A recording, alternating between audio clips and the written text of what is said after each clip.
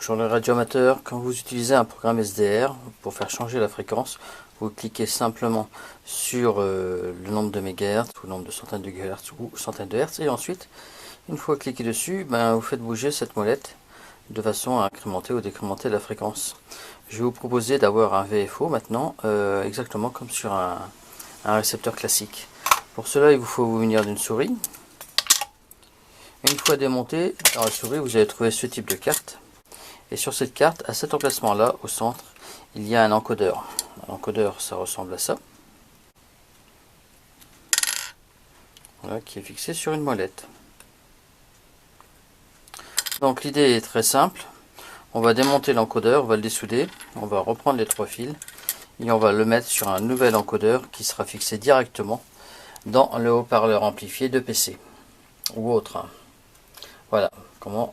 Et ici, donc, on va se retrouver avec un beau bouton de VFO et l'usage sera exactement comme dans un récepteur classique. À bientôt pour la suite.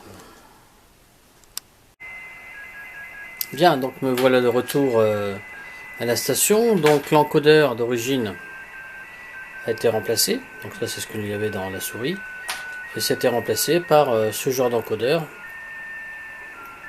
Il y a juste ces trois fils là à souder. Et si nécessaire, il y a également un fil de contact qui est ici lorsque l'on appuie dessus. Donc je n'ai pas utilisé cette fonction.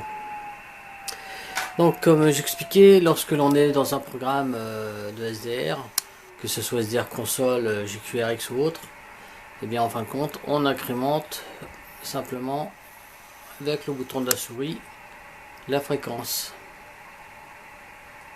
Là, ça ne se voit pas très bien.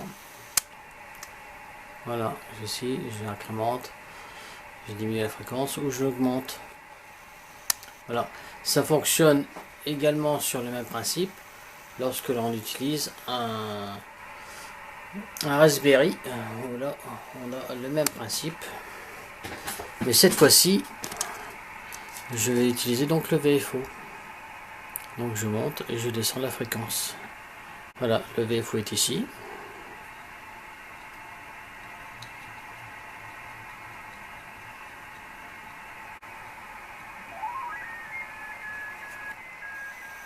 Là on est sur QO100.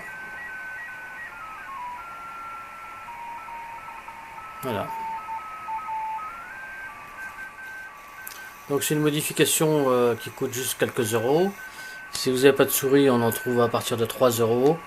Il faut s'assurer qu'ils aient bien un système de molette avec un encodeur, que ce ne soit pas un encodeur optique. Et à ce moment-là, il suffit de remettre donc voilà l'encodeur dans un nouveau boîtier. Et on a maintenant un VFO.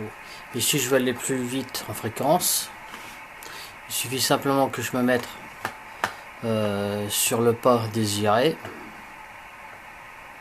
Voilà, le mettre ici par exemple. À ce moment-là, c'est cette partie-là qui va être incrémentée. Voilà. Donc absolument rien de très compliqué pour pouvoir se faire un VFO si vous utilisez un programme avec une clé SDR. J'ai fait aussi celui-ci il y a déjà quelques temps. Ça fonctionne déjà, voilà, c'est pas mon premier. Et ça fonctionne très bien. Comme ça, j'en ai un pour SDR console. Et j'en ai un également pour le Raspberry.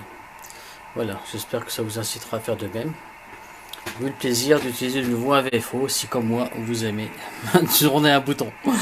Allez, à bientôt. 73 à tous et fin l'XL.